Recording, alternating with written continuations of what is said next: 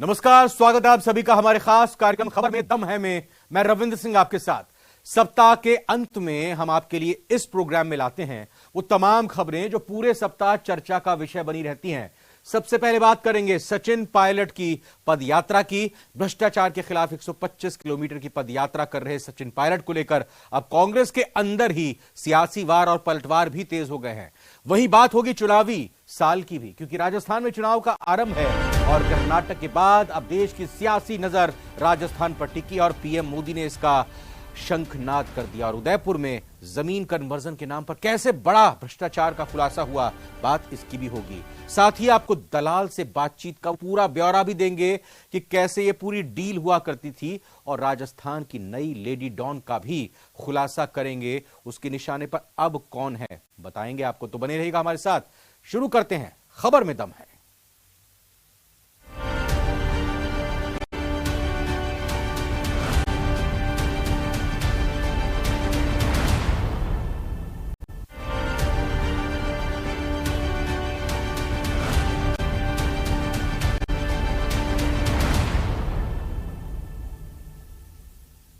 कर्नाटक में जीत से उत्साहित कांग्रेस क्या राजस्थान में अपने मुद्दे को जल्द से जल्द सुलझाएगी?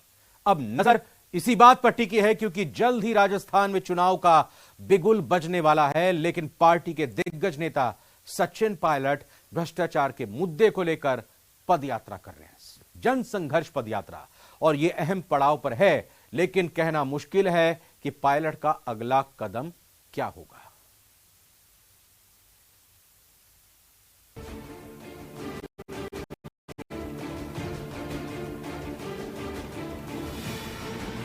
जनता सब जानती है, कुछ अखबार में छपे ना छपे, असलियत जनता जानती है। पायलट की पदयात्रा, पार्टी का मंथन, उनकी पर्सनल है यात्रा और वो अपने आप यात्रा निकाल रहे हैं और उनकी यात्रा जो है वो उनकी निजी यात्रा है, उसके बारे में हम नजर रख रहे हैं। भ्रष्टाचार के खिलाफ पायलट का एक्शन। मैंने भी जो इश्यूज लेके मैं यात्रा निकाल रहा हूँ वो जनता के इश्यूज हैं। ये किसी इंडिविजुअल या किसी के खिलाफ नहीं है, ये करप्शन के खिलाफ है। 11 अप्रैल को भ्रष्टाचार के खिलाफ एक दिन का अनशन करने वाले राजस्थान कांग्रेस के पूर्व अध्यक्ष सचिन पायलट अब 11 मई से भ्रष्टाचार के खिलाफ 125 किलोमीटर की पदयात्रा कर रहे हैं। हालांकि अब तक पिछली सरकार के वक्त के भ्रष्टाचार का विरोध करने वाले पायलट ने इस पदयात्रा में पेपर लीक मुद्दे को लेकर सीधे अपनी सरकार को भी कटघरे में खड़ा किया है। तो नजदीक आ रहे हैं चुनाव से पहले कांग्रेस के अंदर सियासी वार पलटवार भी तेज हो गए हैं।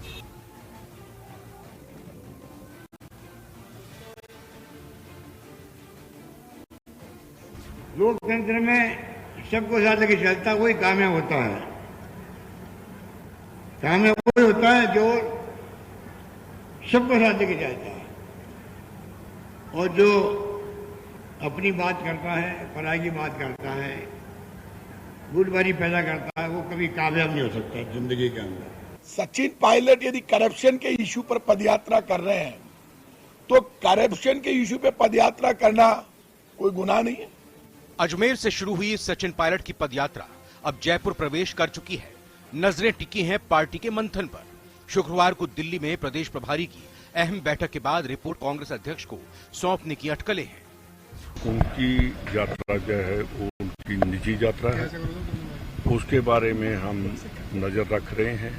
और जब कर्नाटका से खड़गे जी आएंगे एक बात और हर बात पर चर्चा की जाएगी।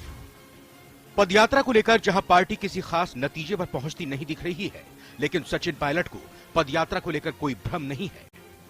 नौजवानों के अंदर विश्वास पैदा करने की हम कोशिश कर रहे हैं, इसलिए इतनी भीषण गर्मी में एक दिन के नोटिस पर इतने सारे लोग हमारे साथ पैदल चल रहे हैं जयपुर की ओर।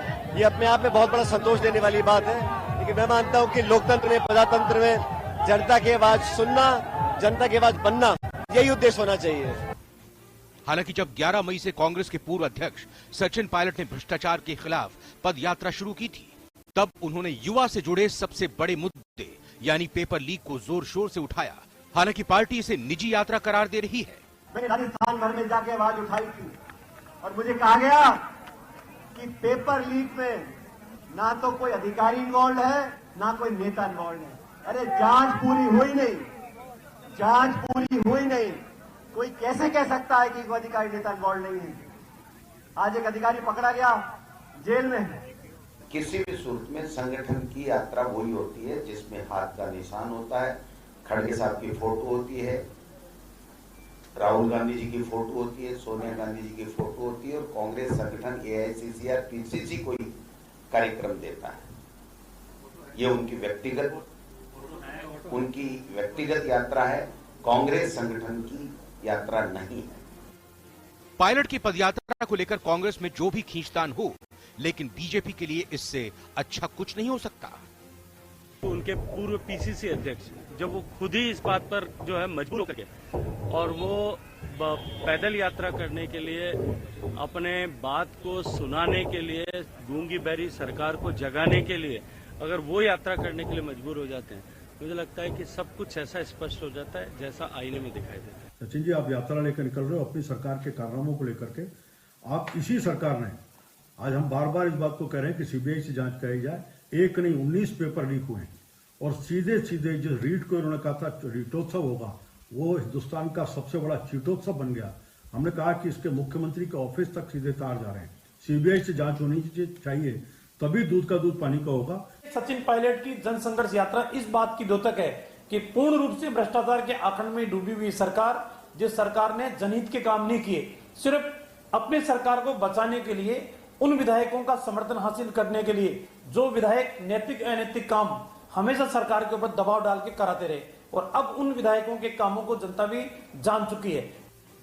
दरअसल सचिन पायलट ने पिछली सरकार के कथित भ्रष्टाचार के खिलाफ कार्रवाई न होने को लेकर 11 अप्रैल को एक दिन का अनशन किया था। वहीं महंगाई राहत कैंप के दौरान सीएम की ओर से माने जाने वाले विधायकों को बीजेपी से लिए पैसे लौटाने का बयान देने के बाद माहौल गर्म हुआ। हालांकि सीधे तौर पर पायलट की यात्रा का इससे कोई कनेक्शन ना हो, लेकिन चुनावी माहौल में ऐसे बयानों से पार्टी में तलखी बढ़ी, क्योंकि सचिन पायलट ने इस बार पेपर लीक का मुद्दा उठाकर आरोपों का निशाना साफ करने के संकेत दे दिए हैं। अपनी आवाज उठाने के लिए, आपकी आवाज सुनने के लिए, जनता की आवाज बनने के लिए हम लोगों ने यात्रा निकाली है। जनसंघर्ष यात्रा किसी के विरोध में नहीं, जनसंघर्ष यात्रा भ्रष्टाचार के विरोध में है। पिछले 2 साल से ज्यादा समय से सचिन पायलट पार्टी में बिना किसी पद के हैं।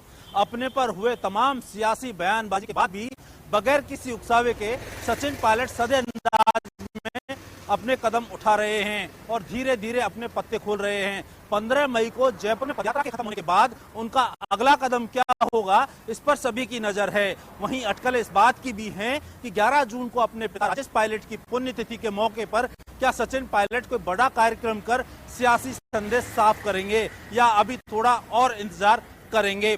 कैमरा पर्सन मान सिंह के साथ राकेश शर्मा, न्यूज 18 राजस्थान, जयपुर। और वहीं कर्नाटक की गलती से सबक सीखकर बीजेपी पहले से ही मिशन राजस्थान में लग गई है और कमान सीधे तौर पर पीएम के पास ही है। 10 मई को सिरोही से शंखनाद कर पीएम मोदी ने इसका आगाज भी कर दिया, तो सीएम गहलोत भी सरकार रिपीट करने की उम्मीद में जोर लगा रहे हैं। जोरदार तालियों के साथ स्वागत है भाई, स्वागत है भाई, स्वागत है। भारत माता की, भारत माता की। भगवान दत्तात्रेय के चरणों में कोटि कोटि प्रणाम।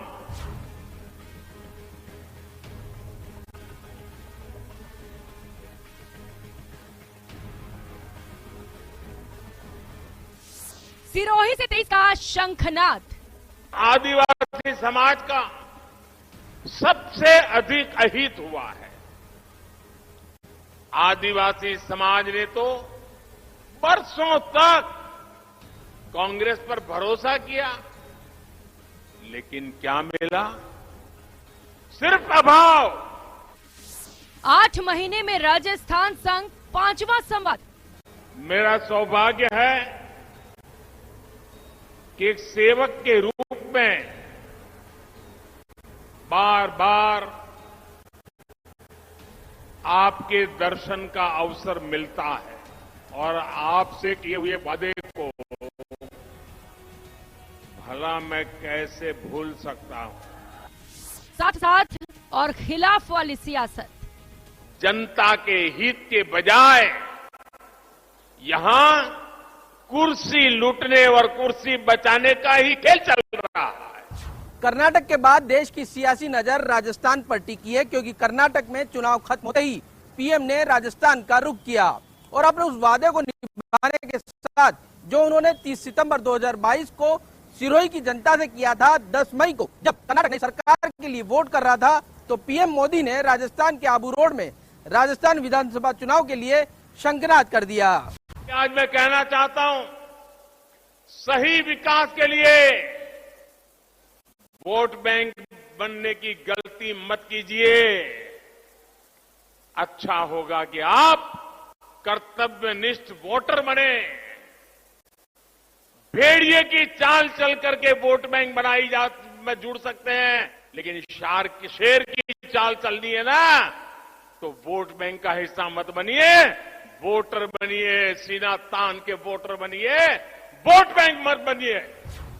एक ही मंच पर दो विचारधारा का ऐसा संगम कम ही देखने को मिलता है।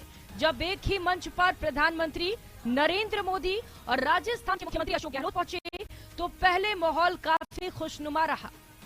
ऐसे मौके बहुत कम आते हैं। लोकतंत्र में दुश्मनी तो होती नहीं, आपस के अंदर विचारधारा की लड़ाई है, सबको अधिकार अपनी बात कहने का, और मैं समझता हूं वो परंपरा देश में इस रूप में हो जब देश में प्रेम, भाईचारा, प्यार, मोहब्बत आपस में सभी जाति, सभी धर्म के बीच में हो।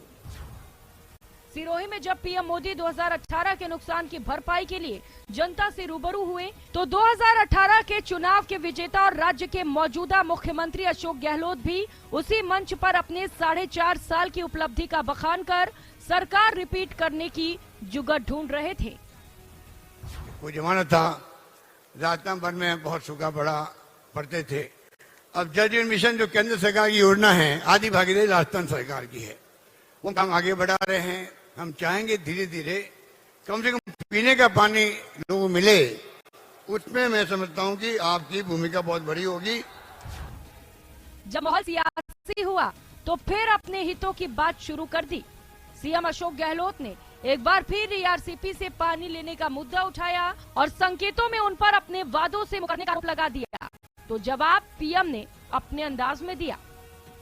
आपने कुछ कहा भी था दोसा के अंदर, मैं चाहूंगा कि इसको आप करवाएं, सेंट्रल गवर्नमेंट मध्यस्थता करे, कोई दिक्कत आ रही हो तो मध्य प्रदेश के साथ में वो 13 जिले की योजना है।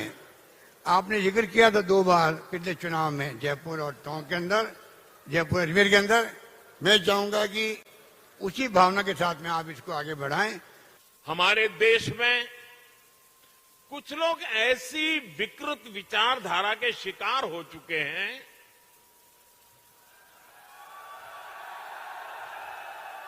इतनी नकारात्मकता से भरे हुए हैं, देश में कुछ भी अच्छा होता हुआ वो देखना ही नहीं चाहते। पीएम ने राजस्थान सरकार के कामकाज को लेकर सवाल उठाए, तो कानून व्यवस्था के खराब हालात को उठाकर जनता को एहसास कराने की कोशिश की। 2018 में जनता ने बड़ी गलती कर दी थी।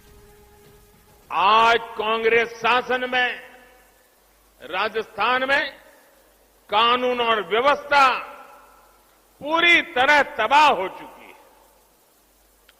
जिस राजस्थान में गंभीर अपराध सुनने में कम ही आते थे, वहां अब अपराधी बेखौफ होकर घूम रहे हैं।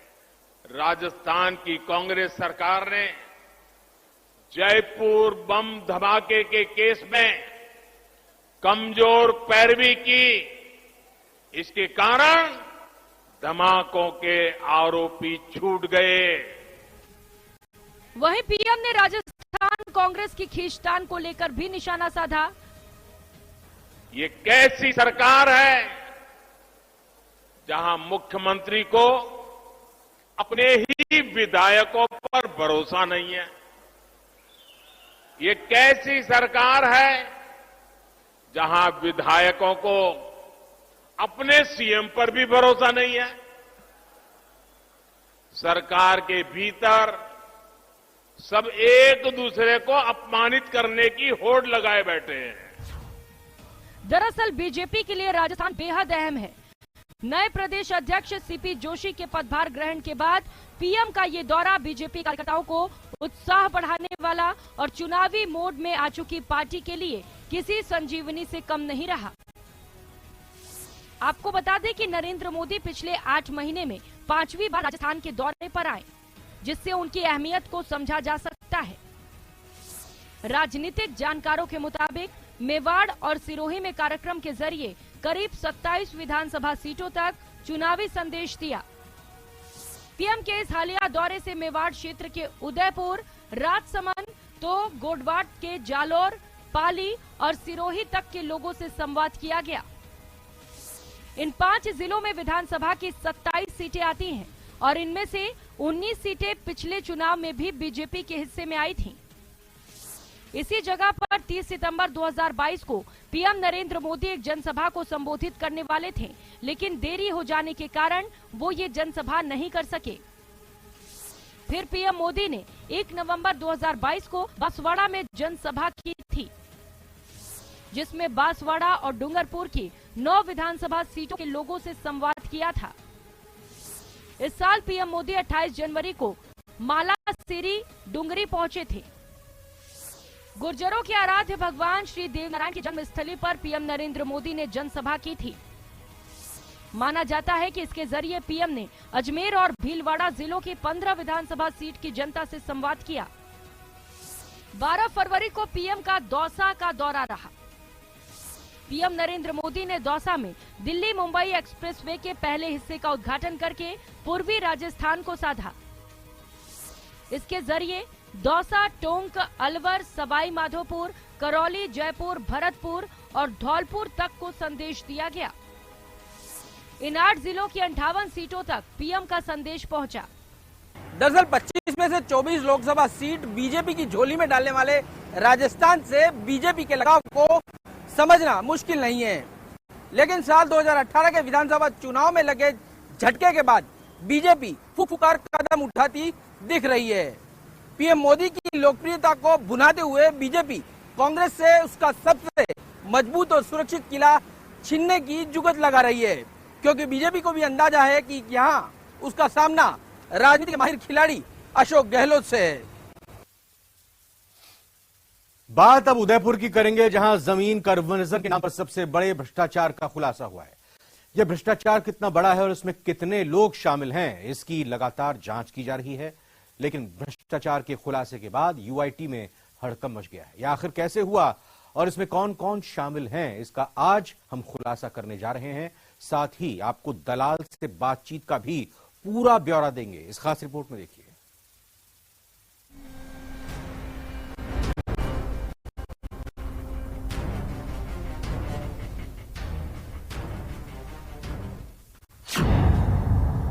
हेलो, लैंड कन्वर्जन करवाना है, जमीन पर एनओसी चाहिए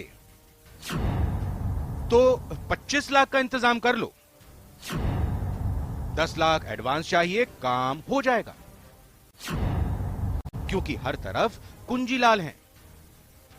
जी हां, ये कोई फिल्म का डायलॉग नहीं, ये यूडीएच में सबसे बड़े कथित भ्रष्टाचार की सबसे बड़ी बेल है, जो बिना पानी के ही फैल रही है और आसमान को छू रही है। हर तरफ भ्रष्टाचारी बैठे हैं और अधिकारियों के नाम पर मोटा पैसा वसूल रहे हैं। ना कहीं जाना है, ना किसी से मिलना है और ना ही किसी अधिकारी से फोन पर बात करनी है। बात करनी है तो सिर्फ दलाल से, और वो भी व्हाट्सएप कॉल पर, और फिर आपका सारा काम हो जाएगा, और वो भी सिर्फ व्हाट्सएप पर ही। करीब 20 से 25 लाख रुपए का खर्चा है। मतलब 20 से 25 लाख में बिला नाम वाली भी कर देंगे। सब आ जाएगा 25 में, टोटल काम हो जाएगा आपका। उन मनीष को कहो थोड़ा बहुत कम करे। उन बेचारे के हाथ में कुछ भी नहीं है। उसके ऊपर भी बैठे हैं कुंजीलाल और मंत्री। कुंजीलाल जी भी लेंगे क्या? 100% लेंगे कुंजीलाल जी। ये दलाल और परिवादी के बीच हुई बातचीत के कुछ अंश हैं और शायद आपको इतना समझाने के लिए काफी हैं कि ये भ्रष्टाचार के बरगद की जटाएं कितनी बड़ी और कितनी लंबी है। यूडीएच विभाग में लैंड कन्वर्जन की एनओसी देने के एवज में 12 लाख रुपए की रिश्वत मांगी गई और इस काले खेल में एसीबी ने यूडीएच के प्रमुख सचिव कुंजीलाल मीणा, संयुक्त सचिव प्रथम मनीष गोयल, सहायक अनुभाग अधिकारी हरिमोहन मीणा और दलाल लोकेश जैन के खिलाफ एफआईआर दर्ज की है। इस एफआईआर को गुरुवार को उदयपुर कोर्ट में पेश किया गया। एसीबी की इस एफआईआर के बाद में यूडीएच के प्रमुख सचिव कुंजीलाल मीणा, उसके अलावा संयुक्त सचिव मनीष गोयल और सहायक अनुभाग अधिकारी हरिमोहन मीणा की जो गिरफ्तारी की जो है अटकलें वो तेज हो गई हैं। वहीं पर उनकी मुश्किलें जो हैं वो बढ़ सकती है। आने वाले दिनों में एसीबी इन सभी अधिकारियों को नोटिस देकर पूछताछ के लिए एसीबी मुख्यालय में बुला सकती है। और वहीं पर एसीबी की प्रारंभिक पड़ताल में जो मोबाइल फोन दलाल लोकेश जैन का जब्त हुआ है उसमें इन सभी के साथ उसकी चैटिंग्स, उसके व्हाट्सएप मैसेजेज और उसके अलावा एनओसी की कॉपी भी मिली है, जिसके आधार पर एसीबी ने इन सभी यूडीएच के अधिकारियों के खिलाफ मुकदमा दर्ज किया है। परिवादी देवीलाल की फाइल पर लगाया गया था ऑब्जेक्शन। 10 अप्रैल को दलाल लोकेश और देवीलाल में हुई थी बातचीत।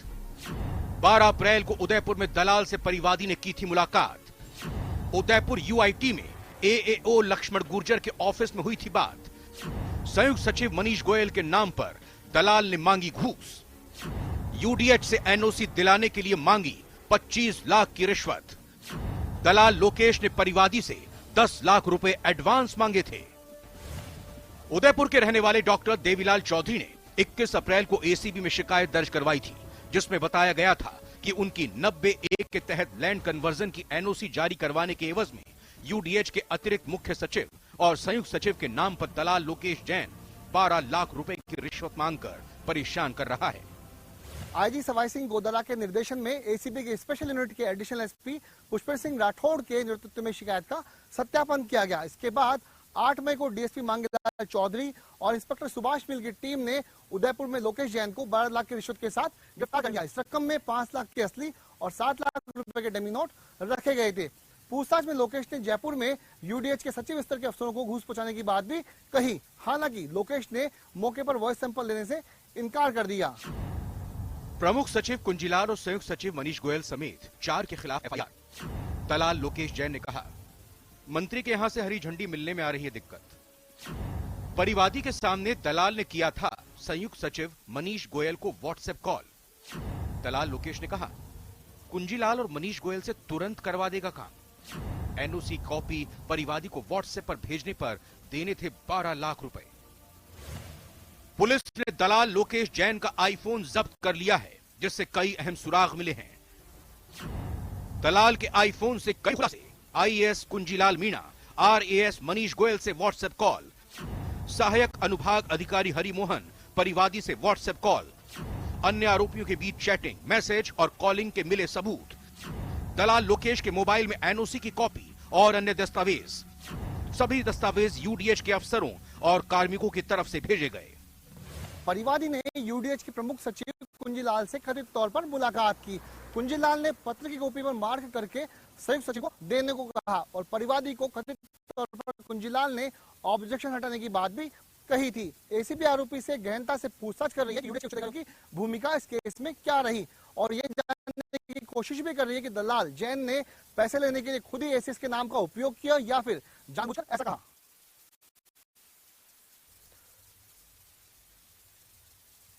खबर में दम है में आज फिलहाल इतना।